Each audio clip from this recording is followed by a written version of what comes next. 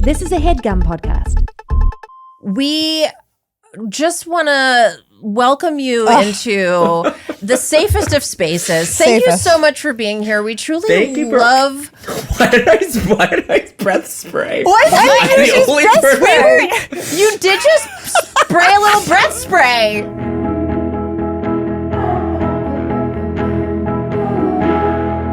Hi, Liz Feldman. Hi, Jessi Klein. I feel like we have not seen each other in a real long time. Yeah, too long. It's been too long. Actually, I've missed you. I have also missed you and thought about you. I think about you. I don't know if this is too much to say all the time. Can I also say you've been on my heart? I've been praying on it. Yeah. And you're on my heart. Yeah, you're on my heart. I love you're on my heart. Yeah, I'm holding your spirit in mind.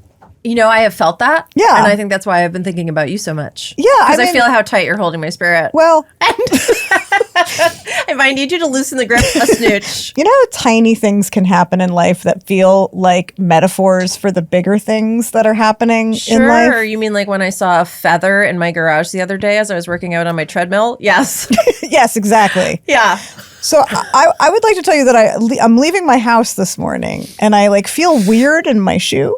Okay. You know, like sometimes you just feel a little... It doesn't feel right. You feel a little weird. You'll feel off. A little off, a little wonk in the shoe. Wonk shoe. And I get all the way to my car and I was like, I should maybe check it out. Cute shoe, by the way. No!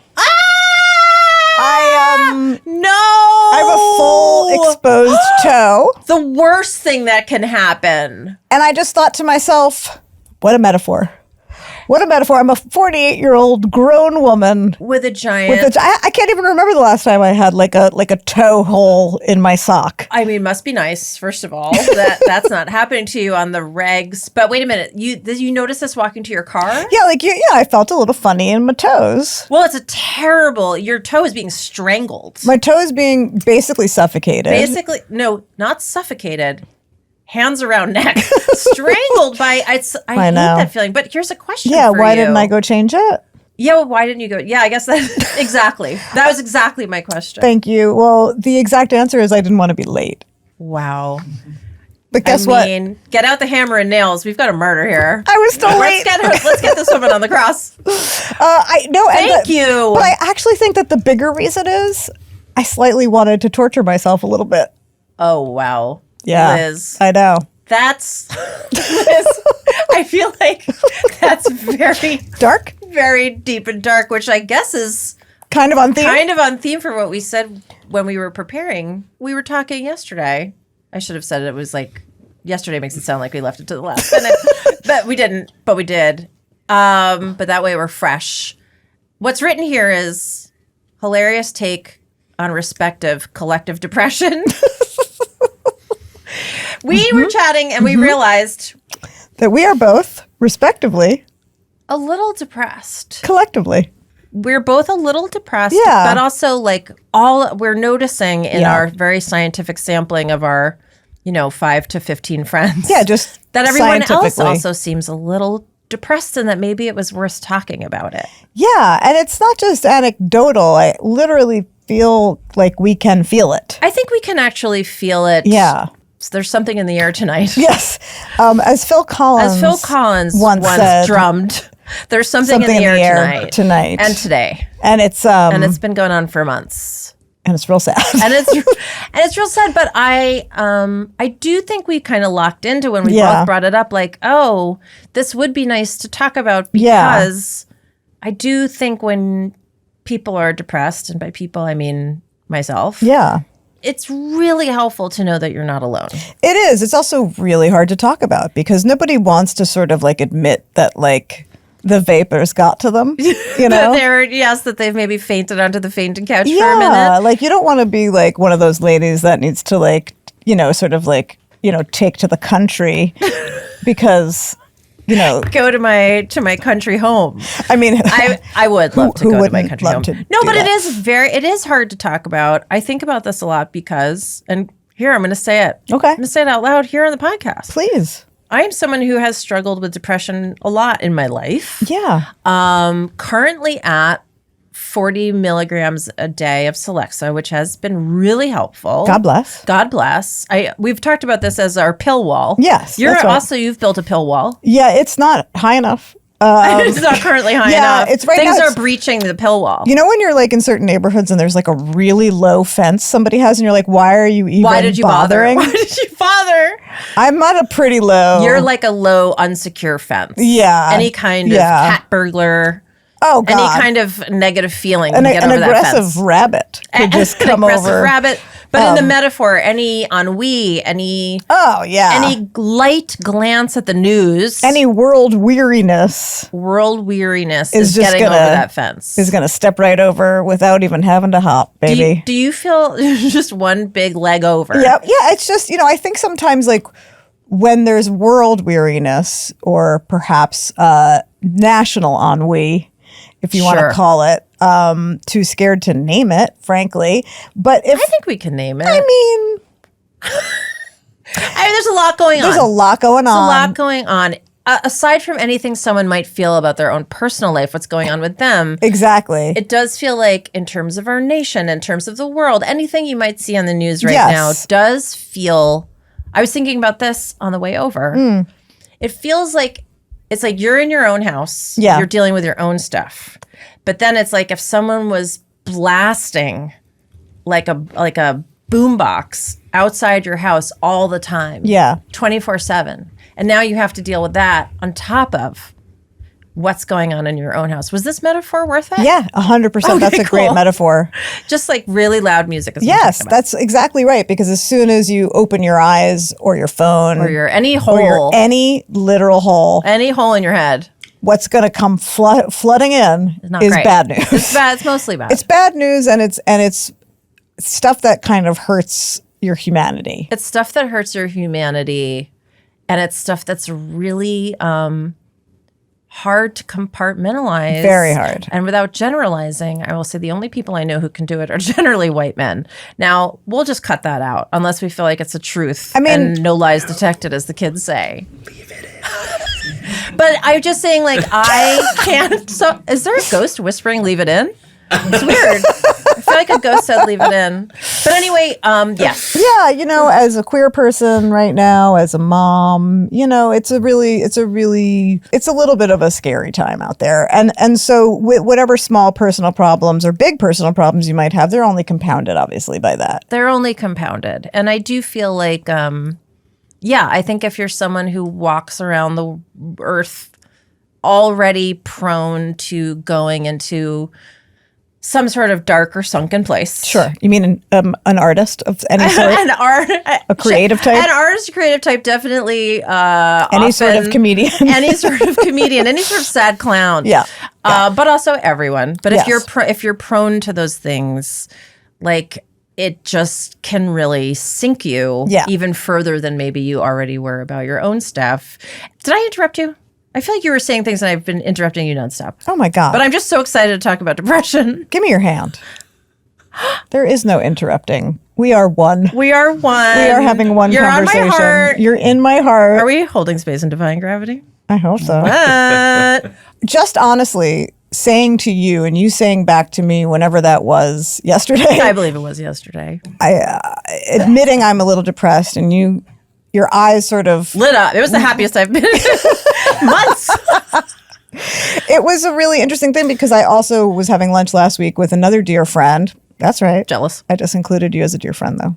Did you see Oh, that? thank you. Okay. you're I welcome. went right. Again, I only go to the negative Yeah, you place. really do. That's the depression. But I'm having lunch last week with a dear friend, and I said the same thing. I said, I think I've been struggling with some depression. And she had the same exact reaction. Her eyes lit up. She said, me too.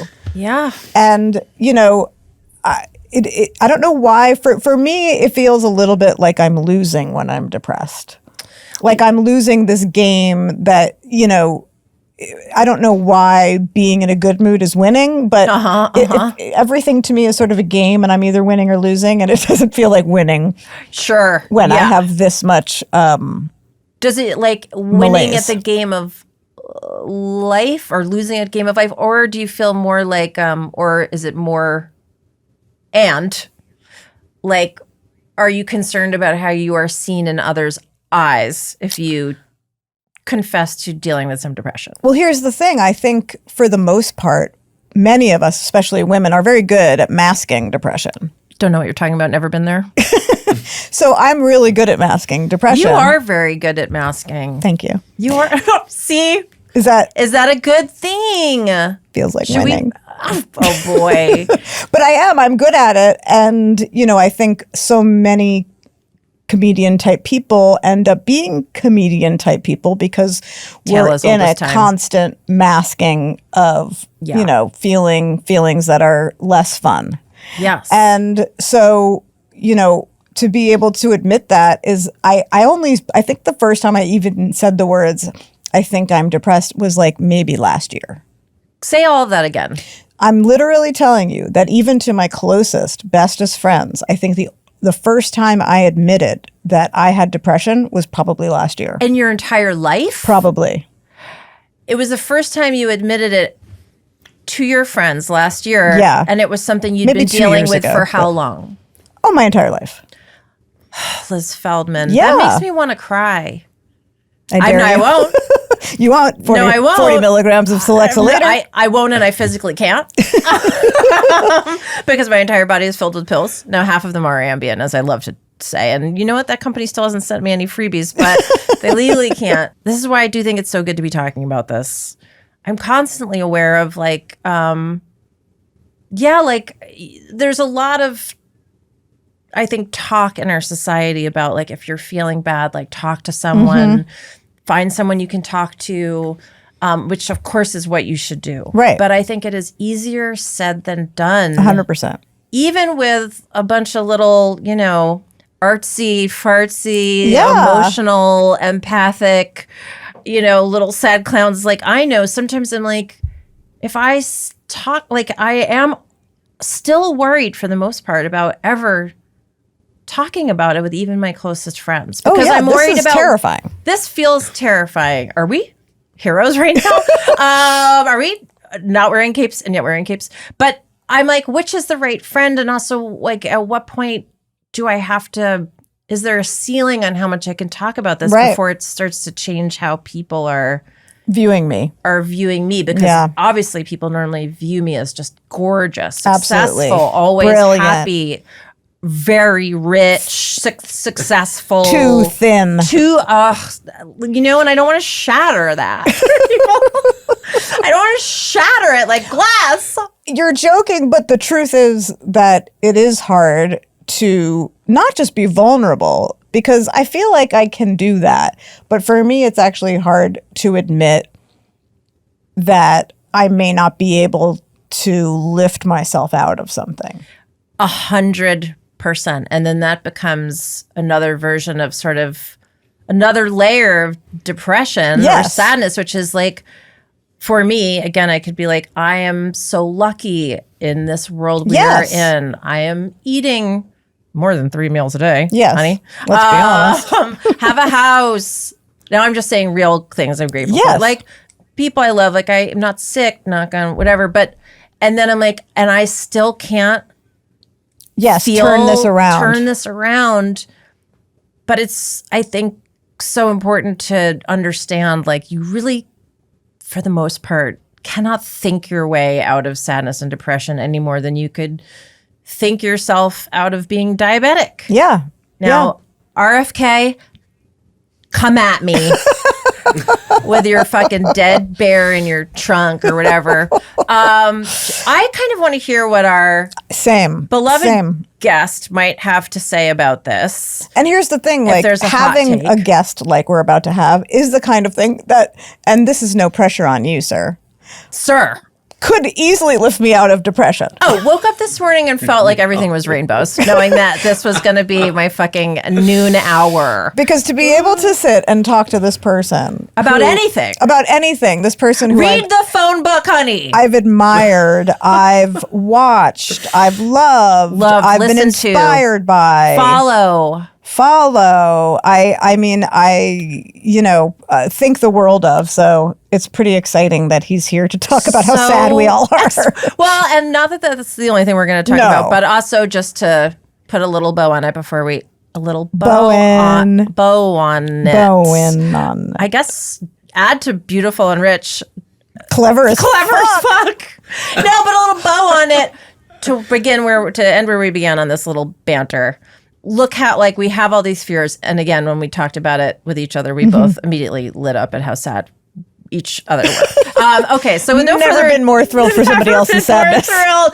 No one likes to feel alone. No. Let's introduce our guest. Today's friend is an actor, comedian, and podcast host who has been a writer and performer on Saturday Night Live since 2018. The best member of the cast. Let's be honest. He co-hosts the critically acclaimed podcast Las Culturistas alongside Matt Rogers, friend of the pod. Friend of the pod. And they're bringing their Las Culturistas Culture Awards to television for the first time, airing on Bravo on August 5th and streaming on Peacock the next day. He starred in films like Fire Island. Heard of it. Wicked. What's Loved that? it. Not sure what that one is. And The Wedding Banquet. Love it. Bowen Yang. You're here to make friends. I need to point out that when both of you were saying that you were depressed, Liz was saying that her other dear friend sort of lit up. You both lit up. I cheered. And I pointed at myself because I was pointing at myself because on that same token, like I was relating. We just want to welcome you into the safest of spaces. Thank you Safest. so much for being here. We truly Thank you for- love. Why did I breath spray? Why I'm did the you only just person. You did just spray a little breath spray. I just Then breath just to sprayed. confirm, we are on Zoom. Yeah, we are. We We're are. on Zoom.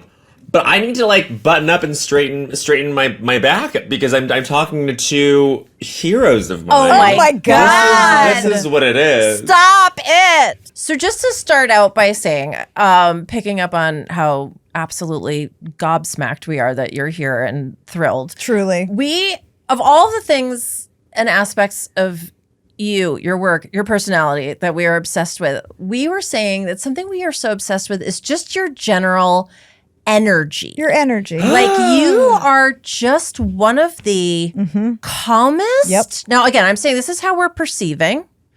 Yes, Calmest, please. warmest, most nourishing vibes in the game right now. Absolutely. And like basically we were like, Bowen is basically a human hot tub. Where it just Are feels you for real? Oh we my are god! being real, and we want to get into that hot tub, and I don't mean that in a sexual way, although obviously open. But it just feels like a very unique vibe Yes, for a comedian, absolutely. especially as we were just talking about sad clowns, and not to put again, we're very aware that this is just Our us, perception. our perception of your, as longtime listeners, Katie's publicists to Yes. the pod. That's how we perceive you. And we wanted to know what you think of us saying that. We wanted to know, were you born this way? Does this have to do with growing up in Canada? These are so...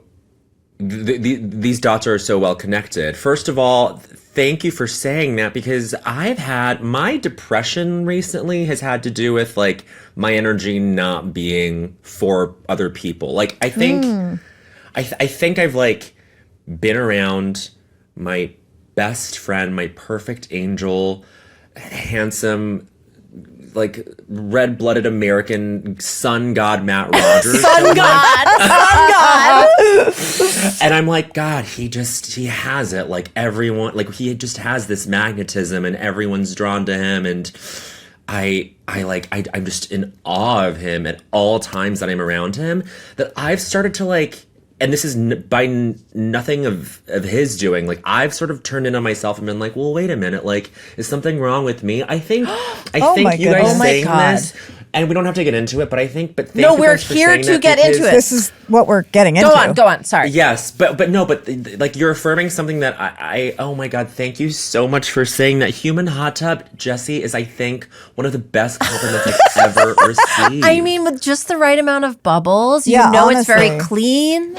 Like a really good hot tub. Yeah, and those jets are all in the right jets place. are in the right places. They're all in the right place. the sort of like mold for the seating isn't all weird. It's like- perfect. No, it's perfect. It fits our bodies wow. perfectly. Yes, Yes. molded. It was made for us. But Bowen, it's so interesting to hear you talk about yourself in sort of the reflection of your best friend, of Matt, who absolutely Is a sun god is for a sure. sun god. Sun He's god. a Is a star. sun He god. sparkles. And yet, My friend, my new friend, my hopefully new friend, you are so your own special yes, glowing orb of talent unicorn. and like truly a vessel for whatever is the great creative spirit of the world. Perfectly said, Liz Feldman. And not just unicorn. I will meet myself at saying unicorn and I'll meet raise yourself. it Yes. pegacorn. Pegacorn. You know, Wow. like a wing. Unicorn with wings? Oh, a unicorn with wings. Yeah, I think the they're just most called rare of Pegasus? creatures. Pegasus? Yeah, Pegasus with horn, unicorn Pegasus with with wings. horn. It's- Peg- it's- yeah, Okay, a yeah, you're Pegasus right. on One its half- own. Pegacorn, I get A it. pegacorn.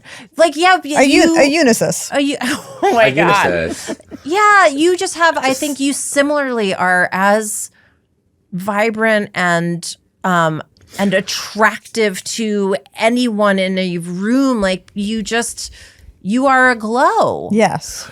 Thank you. Wow. I think Matt and I are probably just, not to bring it back to the comparison, but I think we are like just on different harmonics of the same frequency. I don't have the metaphor. I like No, it. I know. We've been doing a lot of metaphors. We You know can what I just mean? talk. We can just talk. Yeah.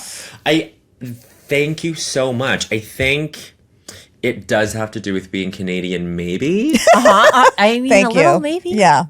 I think it also has to do with like working in a high pressure situation like you two do and going, it's fun. Like, all right, whatever. Let's just keep going and let's just make it work and let's just like make as many people happy as we can despite whatever setbacks that are going on socially. I will say, like, just to speak to what we're going through collectively, I think what we're experiencing, this is my interpretation. Please. We're all feeling, not all of us, but a lot of people are feeling a low to mid-grade depression or heavy depression because life is not as it was promised to us. Yes. That's like as simple as I can boil it down to. Yes. Like Wow. especially as we've grown older, it's like the promise was not fulfilled in the way that we thought it would, and it's not that we like demanded it super aggressively or that like, you know, we're entitled to something. It's just that we were told something growing up or in our careers early on, and now like whether we have those things or not, set against like all the horrors of the world, we're like, well, what does it mean? Yeah. And so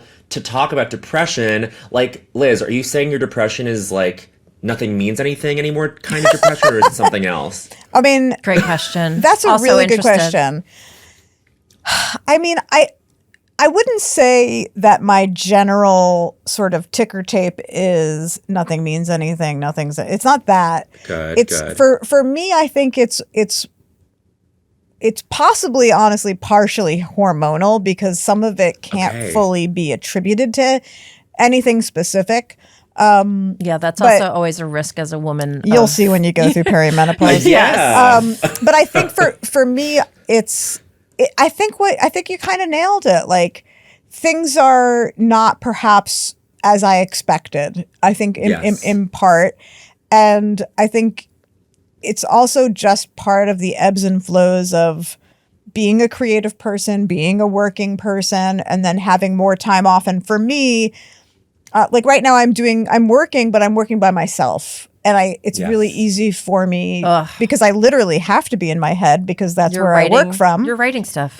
It can very easily become its own sort of like self-flagellating, weird, self-doubt laden kind of stew of ick. Yeah. Stew of ick. Stew Can I of just say ick. for the record, you are the second person in 2 days who I've talked to use the word self-flagellating. And I think that's something it's just a noticing I'm mean, having. It's Yeah. just an It's a unusual she's a word to have notice. come up twice in 2 days. She's noticing. Of course. And speak just in a world where we're talking about the ether. Yes. The ether. The ether.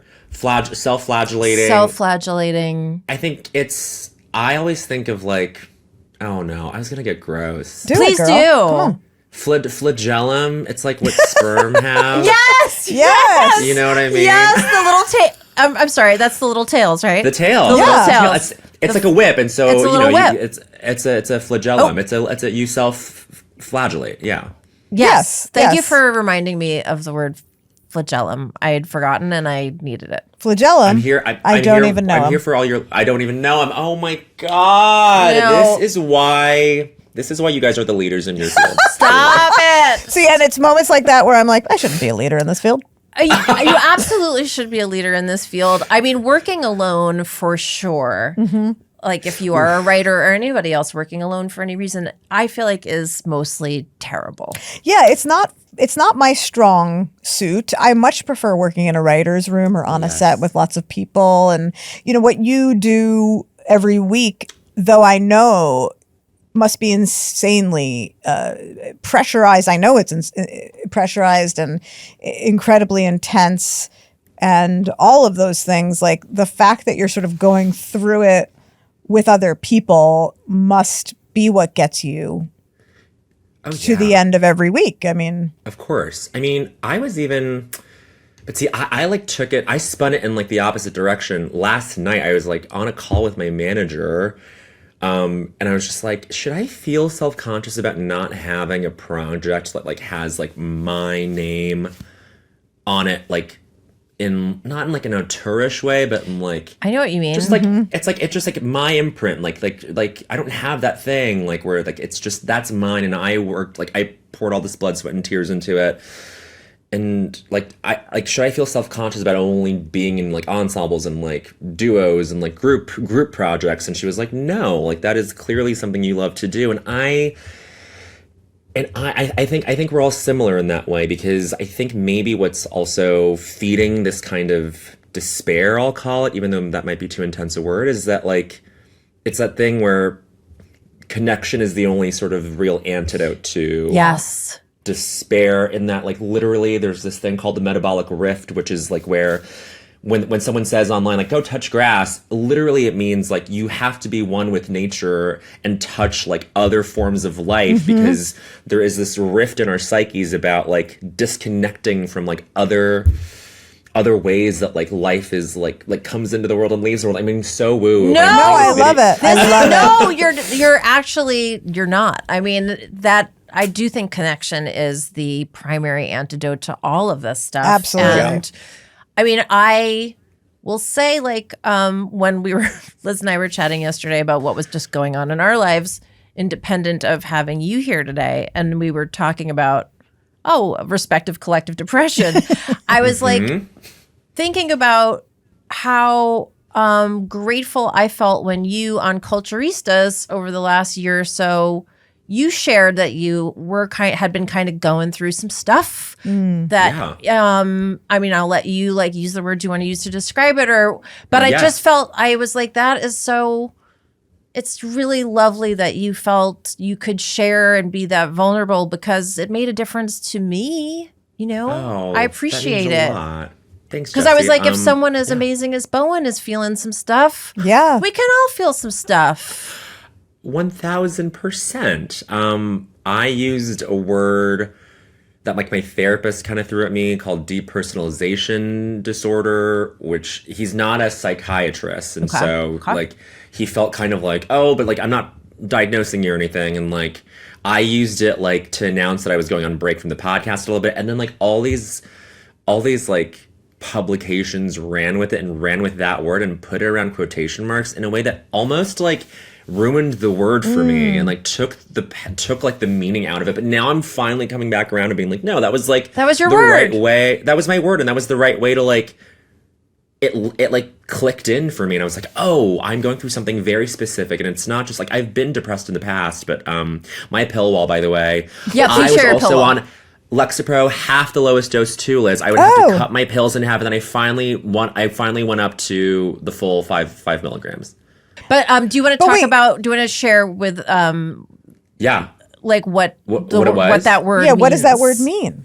It means that you like I would wake up in New York or London while I was shooting Wicked, just being like, where am I? What's going on? Who am I? Like I was just in such a sustained dissociative state from the travel, from the work, from like not really seeing my friends, like not feeling connected to living things. It's like There's this example, like an example is like someone who like throws trash out the window of a moving car. It's like it's like, well, there's that's a deplorable thing for many reasons, but one of the things that's so fucked up about that is that you don't realize like that the cup or the bag or the thing like comes from another life form anyway. Yes. Yeah. You're making. Please keep going because you're making complete sense.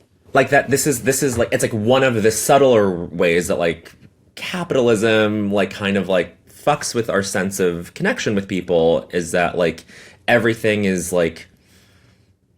disposable in this way that like cannot be. Like that that actually like hurts our humanity, in Liz's words. Like the more we do it. Anyway. Yes. And also when you feel like you're touching things and you forget that anyone else ever touched them. Which you know what that is part of the capitalism of it all, is like you're not I'm dying to use the word hand-hewn. But like Hand-hewn! I mean, it looks like you used we're it. so rarely touching anything where it's so clear that like you forget you are literally disconnected from like I'm using something a person made.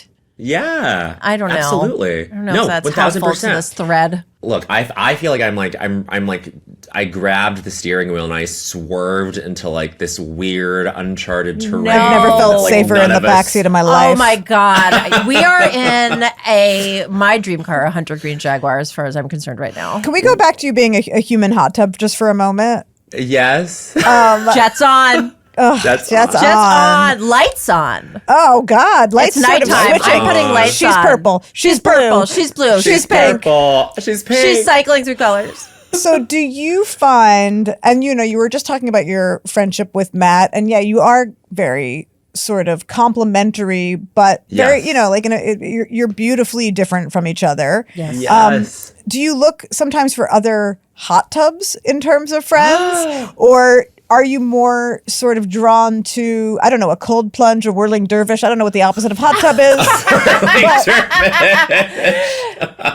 but like, what, or a mix of both? Like, what kind of friends are you drawn to? I think it's the whole Maytag product line. Do they make hot tubs? They make fridges, right? Yes. I have no idea. I like everyone being a different appliance. I want like a fully furnished patio situation. Yes. You know what I mean? I think Matt's like my grill. I want, you know what I mean? That is like the highest end grill. Like he's fire. Yeah. Oh, first of all, he's built in. He's built the entire backyard. He's built around him. Fire. People are gathering around. It's hot dogs. It's hamburgers. It's the life of the party.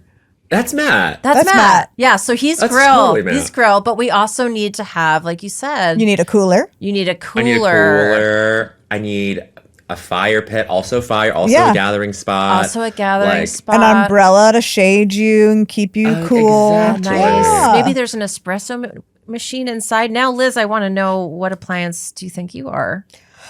Oh, fuck. I gotta know. Wow. You gotta know. You know what? I might be the table. Really? Are you the hand-hewn table? I might be the hand-hewn table. Hand-hewn table. That you can buy at Restoration Hardware. But I think I might be the table that sort of grounds the gathering. You're very grounded. Yes. You're very supportive. Isn't that sweet? And there's trust that like we can put things on you and you can hold. I think that's right. And if your base is compromised, like your toe is poking out of your sock, like that is so devastating. Yes, thank you. To a table. Yes. Well, now the table's like this. Now the table's wonky. Now you got to ask somebody to come over. Liz is moving her hands up and down. Liz is moving her hands up and down. Now you got to find something, wedge it under one of the legs just to make it less wonky. And Jessi, what would you be? I gotta go with the smoke detector. She's not sexy. But she's important. And she's going to save your fucking life. And she'll save your fucking life. Will she occasionally be really annoying, chirping away when there's not really anything going on? Yes. Will she maybe ping in the middle of the night and be like, ah! Yes! Help me! Help! But still, the day will come. Yeah. Or we pray it never does. Yeah, we pray it never does. But she's there watching always. turning off the smoke detector when it's going off on accident is kind of like a life-affirming thing for me. I'm like, oh, gotta get the stepladder. Like, I kind of don't mind when it goes off. Really? Wow. I mean, it's obviously, like, disturbing on a sensory level, but I'm like, well, like, I was just sitting around. I was just cooking. Like, Is it like, oh, it's nice to remember that that's there? Like, that's there, it's got it's me. Texture. It's texture. It's Yeah, texture. it is life texture. Yeah. So And also, impressed you it's- own a stepladder. It's purpose, right? Like you're like, I have power. I can reset this Yes. thing. I can Oh, reset. yeah. I can reset the most sort of loud, annoying thing in my life. Not that you're the most loud, annoying thing in my life, Jessie. You know but, what? I'm owning what I said. And sometimes life-saving. I'm not always that, but No. I'm anxious and I'm wary and Fair. I'm watching. And again, out of deep care. out of deep care. I feel like I've actually, like, what if I just ran out of the room right now? Because I'm so excited to finally know myself. Wait, can I go back to one other thing that you said? I just Kool-Aid man out. Just like when you were talking about working and being far away and depersonalization, a word that just describes the emotion that will sometimes make me go dark is untethered. yes. Yes. When I feel like, oh, I don't know if I'm really properly tethered to this earth. And Yeah. like, I think that also happens a lot to people who, like us, work and go from circus to circus. Yes, we bop around. Bop around. But anyway, I just wanted to throw out an untethered as well. Untethered feels like she's a friend of the pod because we've talked about being untethered a lot. Yes. In here, and I think especially because I feel, Bowen, I'm fully just like projecting onto you because I don't know you that well yet because we're just here becoming friends, just getting started. Let's scratch the surf. I feel like you're very grounded. Just the way that you're talking about how you go through life and you deal with the experience of working at a place like SNL where you're like, let's just do this and like it's okay and not everything's going to work. And I've heard you talk about it before. You seem like you're approaching things from a very Taurian sort of grounded place. Taurian. God, I'm not a Taurus, but thank you for thinking I am. Well, you Was that the implication? yeah, you give Taurus Taurus. energy. What is your sign? I'm a Scorpio. I could sting the bull and kill it. Wow. Wow. Wow. Interesting. You're not giving me Scorpio, but Careful. I'll take it. But you know what? Sometimes there is like an undercover Scorpio energy. And I feel like you might be the undercover Scorpio. Well, apparently it's supposed to. A lot of us astrologers are reading off of your rising sign now, and I'm a Libra rising, and I identify more with that than I do with Bowen, Scorpio. I'm also a Libra rising. Oh my God. I totally see it. My Liz. Yeah, God. I'm right here with you. Yeah, I'm right here. I What about do you, get. Jessie? I am Leo, and often people will be Yeah. like, "You don't seem that Leo-y." You're a Leo. You're like, no, you seem like a little narcissist, fucking bitch, Leo. No. I don't think of Leo Leos as rising? No, Leos are No, strong. I'm straight. I'm August 17th. I am Leo. You're just like I think you're- maybe Cancer rising. I can't remember. Yeah. I don't really know what that means. Cancer is the sort of maternal, like the sensitive feelings sign. There's that smoke I'm detector a Cancer again. moon. Well, that's why we're friends. Obviously, bing bong. Bing bop. Bing bop. Bing bop. Wait, I feel like there was something I was going to say, and I'm trying to remember. Oh no, did I interrupt you? No, I was no. thought startering too. No, Oh, my we're God. we're just all on this boat going down the river. Do you want to ask the question on the bottom? I do. Okay, so you started immediately in with Matt Rogers. You brought him up, Yes. and obviously, your friendship with him. He's a friend of the pod. Yes, we had him on, and we did talk to him Excellent quite a bit episode. About you, and your friendship is a thing of legends. It is really beautiful. It is goals. It's aspirational. As I said to Matt, I think it is actually, and I say this with no Yes. sarcasm, irony. Please. It is like one of the great love stories of our time. 100%. Oh my God. I mean you that like guys. absolutely Platonically, earnestly. but very real love. love, like But there's a real romance deep there. love. There's a romance there. I just love in whatever. this is part of why I am such a devoted listener to Cult, because and why billions of others are as well. Like it's billions of people all around the globe. Billions. Yeah, but it is, I like that you said it's a romance, because I feel that there is such a thing as a romance in friendship. It doesn't need to be sexual or physically intimate.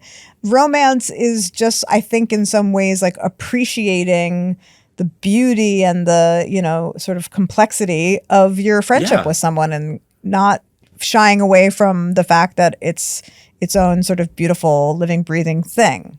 Of course. It's romantic in like the aesthetic sense, where it's like you are appreciating the beauty of this. You are writing poetry, recording a podcast, same thing. Same thing. About it. Same thing. 100%. Same thing. I mean, he is like the funniest, most charming, smartest, best person I know, hands down. Like, it's no contest. And he matters a great deal to me. I would be less of a person without him. And I do want to revise some of the things that he sort of talked about in our origin story. This is perfect, because guess what? It's time for a little bit of he said. Oh my God. That's right. Because when Matt was on the pod, he told us the story of first meeting origin story in college. And we asked if it was friend at first sight, and he said no. But more on, he felt like, I mean, felt he kind of was painting it as he was like interested in like, oh, I'm going to this event with this person, and he felt a little like new phone who dis energy coming from you, perhaps. So we would like to hear your version of the same events. So he said that I shot him a dirty look. Yes. This is what was said. Yep.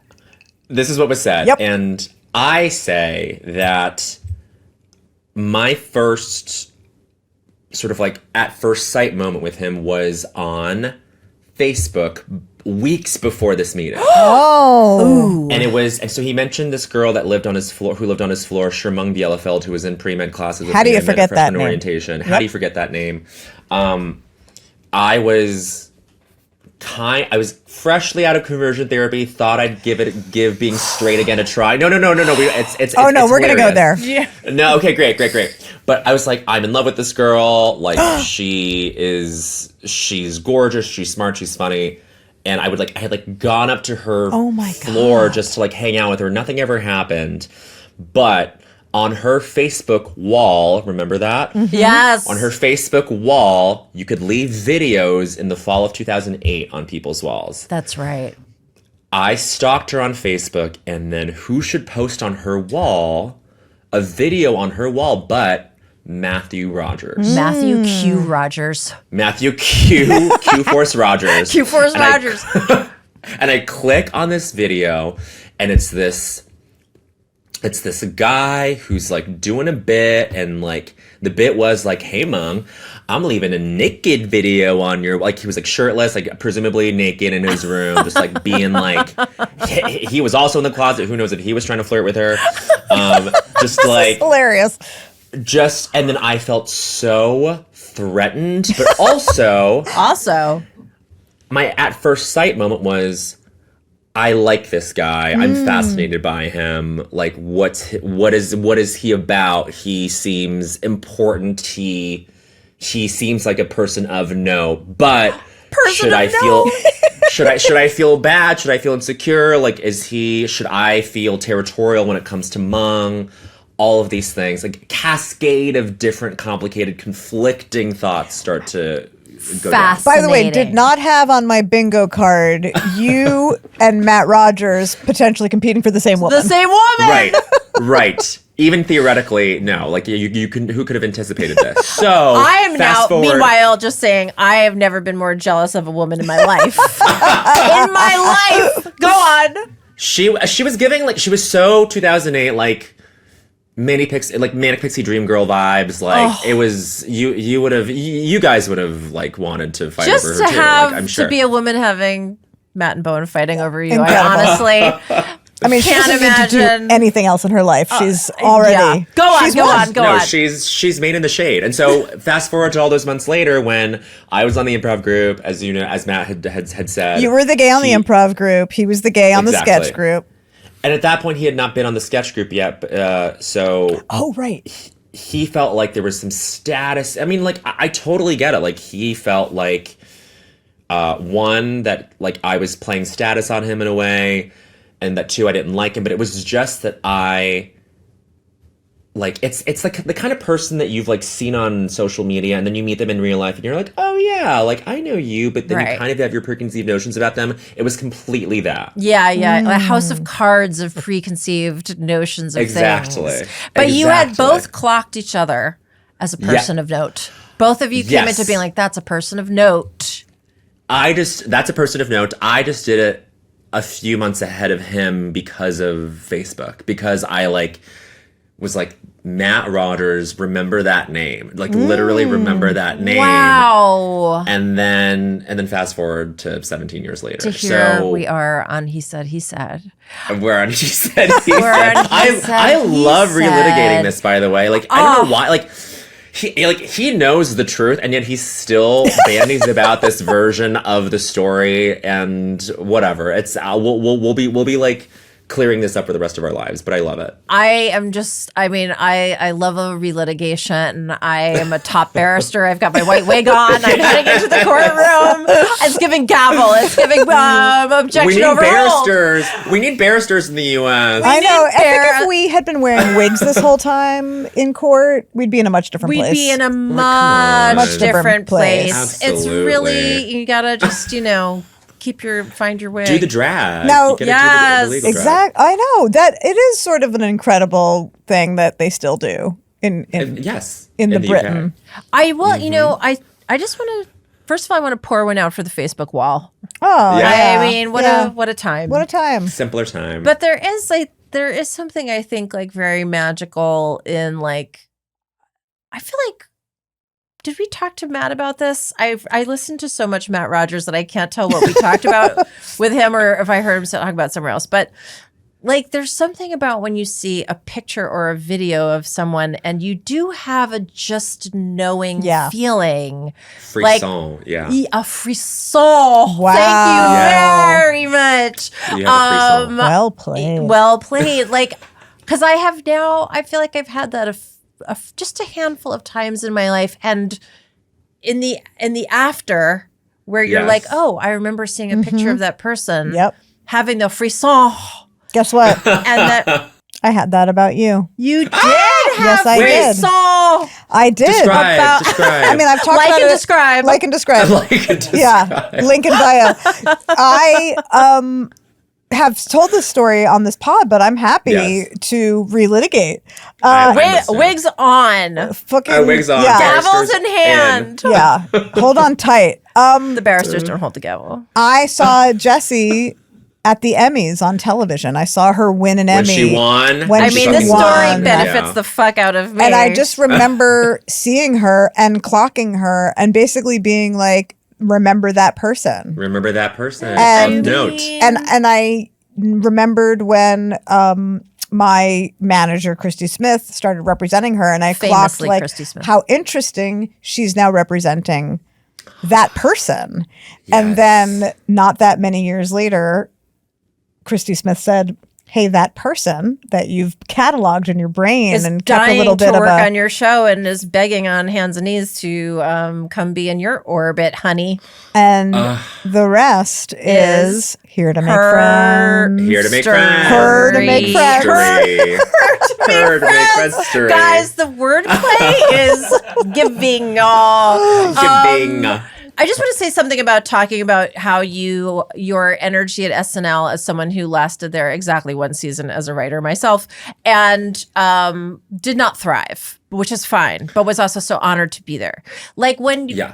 and maybe this just sort of to zoom out for a second on how we've been telling you that we perceive you. You know, Yes. like this calm, like eye of the storm person. The entire cast and all of the people who work there, everyone is doing this very hard job.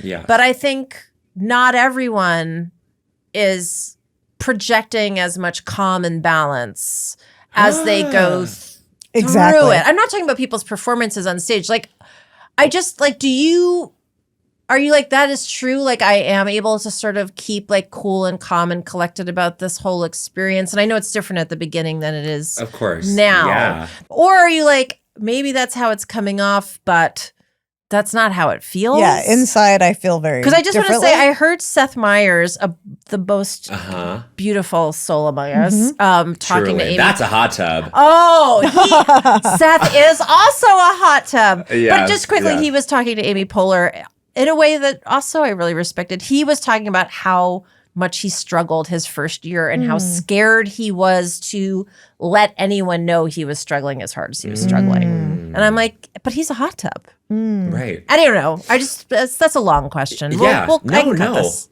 I love that question. Don't cut this. Keep it in. I was the ghost, by the way, Keep it in. for the listeners who can track the whole thing. I was the ghost who's saying keep it in. You keep it were in. the ghost. I was the ghost. I think I do identify as like a calm, collected person now. What's interesting in this moment, though, and I think this is just something that happens in the summer or once you've had some distance or like you're at the focal point length of like the hindsight, whatever. I can't watch any of my old sketches, even from the last season, especially from the beginning. Oh, wow. Or maybe actually from the beginning. But now I watch, now I go, oh, that person is so unrefined, is so not good at the job, is so rough around the edges in a way that works for SNL because that's the nature of the show. But I'm like, I don't want to watch this person, even though at the time I felt so calm and collected. Oh, it's like the wow. opposite feeling of what Seth is describing, probably. Yeah. That's so interesting. Harder on yourself now than you were then. Yes. But maybe that's useful. I mean, Maybe. not that you're watching yourself and kicking yourself over something that happened in the past, but just I think that there's some amount of self-reflection that's important when you do something, actually when you do anything, but especially in the creative field where everything is sort of like our own, making something out of nothingness. And like you have to be able to look at what you did and go, oh, I did this and, maybe I would do it like this now. And I'm going to take a little bit of, of that hindsight and say, oh yeah, maybe next time I would do it more this way or that way. I mean, I think that's sort of what makes people better at what they do.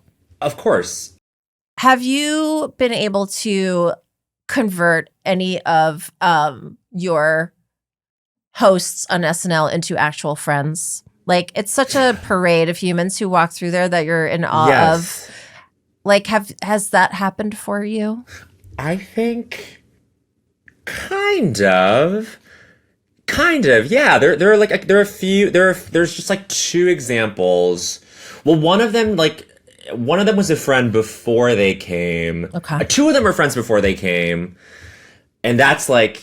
Oh, and I was gonna say, like, I've had the blessing of having friends. Speaking of friendships, friends work there when I went in, and my one of my great moments of friendship, really quickly, is that the note that Sudie Green would give me when we were writing things together was she would say, "Don't rush, have fun." Because I talk really fast, and a lot of times people don't understand, especially on that show. That's very important. And so her two little adages were, "Don't rush, have fun." Great adages. So good. On her last show, bought me a gift. Sweet. I don't know why it wasn't the other way around. She bought me a gift. It was a bracelet with those words engraved on it. It's like my treasure. That's her installing the hot tub and getting the settings in. Goodness. You know what I mean? Don't rush, have fun. So good. I mean, Just can we just simple, take a moment to honor Sudie Green, the wisest, Yes. the most beautiful, and Very also, talented. again, just in honor of your presence here, I would say a possible rule of culture: no better gift than an engraved bracelet. Yeah, truly. Truly. Words of wisdom. Yeah. I love an engraved bracelet with words of wisdom. And What do you mean you talk fast? What are you talking about? Yeah, I don't talk fast at all. No, But you're Sudie great. Sudie Green is the Eve Babbitts of ours. Yes, totally the Eve Babbitts. Oh my God, She's that our is Eve so Babbitts. fucking on point. Love that. Love that. Perfect. She's got gorgeous tits like Eve. Oh, I mean, Well, that's what's she most wouldn't mind me important. saying that. no, No, she would who love it. would? Yeah, would. don't Who think would? I didn't notice that nobody said it about me. So here's Gorgeous tits, Liz. Thank you, appreciate it. Objectify me, I dare you. Objectify me. Yes. So you mentioned, sort of in passing, your Very experience casually. very casually, as one does, their experience Yes. in conversion therapy. Yes. Now, Just something we've all gone through. We're giggling. I mean, we're giggling, but I'm also sort of hugging you. Thank you. I'm hugging baby Bowen, Holding little space. baby Liz's, baby gay Liz. You're being a table. is hugging a true table. baby gay Bowen. Oh. And I'm just wondering, in that experience, because no doubt it was very layered, were you able to make friends? Did you make any friends in conversion therapy? That was probably one of the most isolating, solitary experiences I've ever had. Well, ironically, the only friend that I made was because the drive was from Aurora, Colorado. It's a suburb outside of Denver to Colorado Springs. It's like a 2-hour drive each way. And my dad, who had no idea how to deal with this, like the fact that he had a gay child, being like from like rural China, like being a very scientifically minded man, engineer, so like solutions oriented, goes, well, I guess I'll send my son to this quack therapist. So the friend that I made was my dad on the drives to my and from goodness. Wow. to and from therapy. Like, ironically, it brought us closer, even though it was this completely painful, hurtful experience. Like, the sessions themselves were like the most isolating thing. And I've never felt more alone or more like manipulated by someone, obviously. Yeah. But then it would be like on the drives back, like we wouldn't talk about what we talked about in the sessions. We'd just be like listening to music, like talking about life, talking about school, stopping at gas stations, buying a bunch of like gross snacks, and like just like that was like ironically the friendship. And would you say, ironically, is he the one who went through the conversion on Liz rides? Feldman. There's that Beautiful. Henry twist once again. I think he was converted. You know what? I think he still watches my things. I mean, like, we've come such a long way. And he will genuinely ask if I'm dating anyone of the male gender. And I still say no. But he'll watch like a sketch where I'm kissing like Ariana Grande and go, well, you know, what about her? And I'm like, no, Dad. Like, he's still holding out. No, but in like in a totally endearing way. Who among us doesn't want our child among to us? date Ariana Grande? Exactly. I mean, a catch. A catch all around. So like I think in the way that he knows how, he is converted, absolutely. But I think he's also like, he will always be himself in a way, and like, I think we both have to accept those things about the other person. That's right. You know what I mean? Yes. Beautifully said. That is beautifully said. Yeah. And I think that takes us to our I think it does. final question. And you know where we're going with Yes, this. because you I came love this so question. prepared. We always end our show by talking about what is our beloved guests, or one of our beloved guests' ravioli moments in life based on the time my dear old friend brought me ravioli from Washington Heights to Brooklyn when I was pregnant and sad, depressed.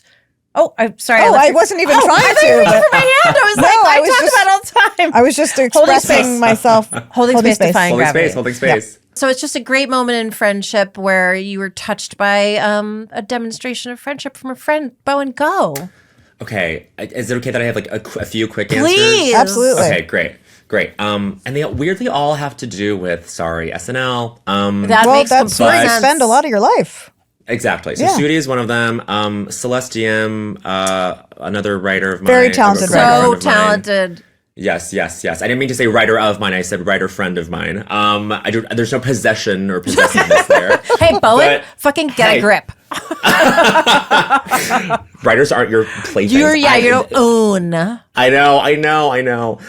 They just every week, like, they just come and visit me, and we like go and like just like in my dressing room. Normally, I like shut down and I have to like be the talent, and I have to like meditate in my dressing room.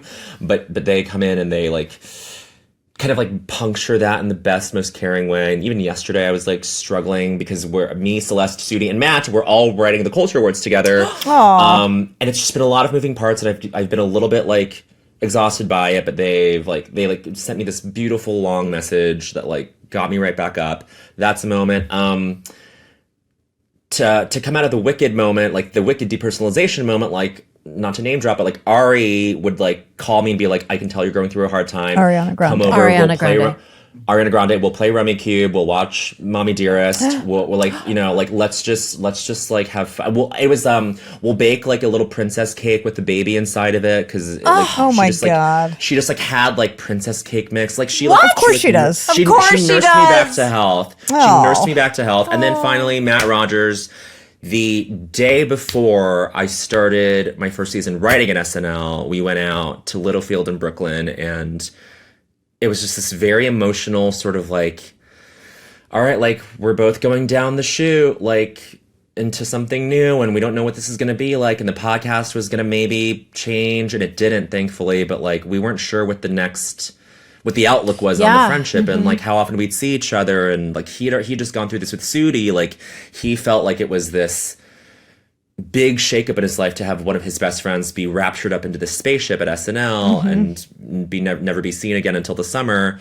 And he was triggered, first of all, by the fact that he had also screen tested with me, and also that he was also going to potentially like have to relive this idea that like one of his best friends was going to like be out of his life in a meaningful way. And so I remember he just like grabbed me and looked into my eyes and said, I'll always be your friend. I love you. I love you forever. Just be yourself. They're so lucky to have you. And then that like was the thing that like I'll never forget, like the way he sort of like set me off, you know what I mean? Yes. And so that's a sublime moment in friendship for me. And is it's sublime. That's I beautiful. love that.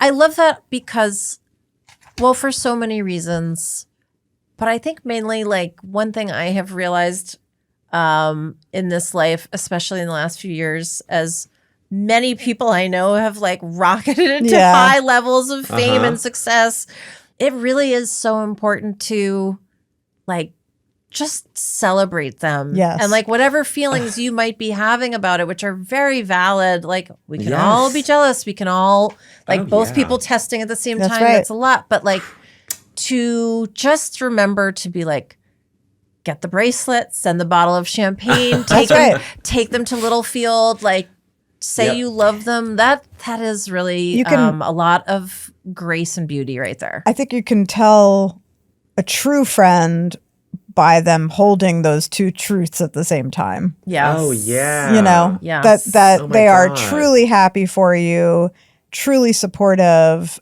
and also holding some of their own feelings about it. And like, it's almost impossible to be in our business to do this thing that we do that is just inherently competitive and to not have, you know, both shades. And, Of course. you know, I don't think that everybody can sort of rise above their own sort of self. I think a lot of people can't. They can't. They a lot can't. of people can't. And I think that it is partially what makes it hard to have friends in this business. Yeah. Is that in order to, I think, have and be a really good friend is like you've got to get past your own stuff, your own competitiveness or jealousy. And I'm absolutely speaking about myself, but like, you know, no, I'm serious. But like, you know, it's you have to see other people's success as a roadmap for your own, as a potential, you know, as a sign that there is abundance, you know, not that there's like a limited amount of success to be had. 1000%. Also, you don't want too many other tables around you anyway. Like, they have to be another thing in the patio. Exactly. Yes. Oh my Yeah. God. Anything else you'd like to mention to our listeners before we say goodbye? I would think we talked about Las Culturistas, Yes. August 5th. Oh my gosh. Right? Yep. Culture Words. Yes. Which I'm so excited about. And when I saw that You're announced. coming. Oh, You're coming. Okay. Okay. Yes. Would you like to come? Yes. You're so absolute. Please come. Okay. Okay. Okay. Coming. July 17th, we're taping Oh. in LA, in Los Angeles, Oh. even. Okay. If you're not Well, we'll talk about it. Literally, like now I'm going off the patio metaphor for the day and I'm shopping for my outfit. movie there. Okay. Anything else that we want to just... You want to talk about your movie, The Wedding Banquet? Oh yeah, it's on VOD. Go watch it. That's a hot tub of a movie too. That is a hot tub of a movie starring this yes. hot tub of a man. Go take a dip. Stop. I love you guys. You guys are true heroes, and like it's so cool to just like see you guys, get to know you more and more. I know it's a slow drip from my end. Like I'll like run into you guys and be like, oh my god, hi, and like I wish it were longer. I wish it was a full ass tub. A full someday- ass tub. But Truly. you know what? For now, you get in a hot tub, you're not even supposed to stay in there for that long. That's true. I'll take You this could get a 20 heart minutes. attack if you're there over an hour. That's right. Guys, the smoke alarm's going off again. Bowen, you are made of stardust. You're made of and stardust. You we're guys. just lucky Pegacorn. to be sprinkled. Unisys. Hey, thanks for listening. Follow us on social media at Here to Make Friends Pod and let us know who you think we should make friends with next. Email us at htmfpod@gmail.com and go out, And make a friend. today...